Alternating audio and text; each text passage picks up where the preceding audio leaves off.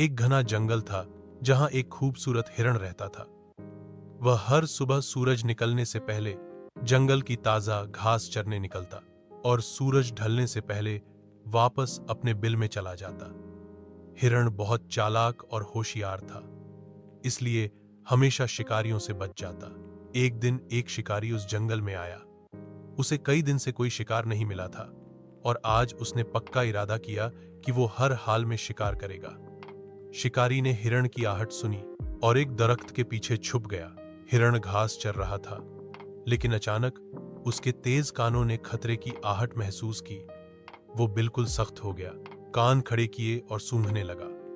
उसे शिकारी की बू महसूस हुई, मगर हिरण ने भागने के बजाय एक चाल चली।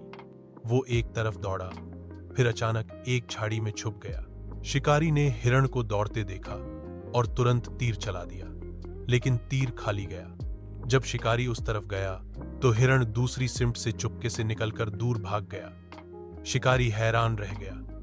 उसे अपनी गलती का एहसास हुआ कि जंगल के जानवर सिर्फ ताकत से नहीं, अक्ल से भी जीते हैं। कहानी का नैतिक: जिंदगी में सिर्फ ताकत काफी नहीं होती, अकल और होशियारी भी जरूरी होती है। हिरण ने अपनी जिंदगी चालाकी से बचाई, जबकि शिकारी की जल्दबाजी ने उसे नाकाम बनाया।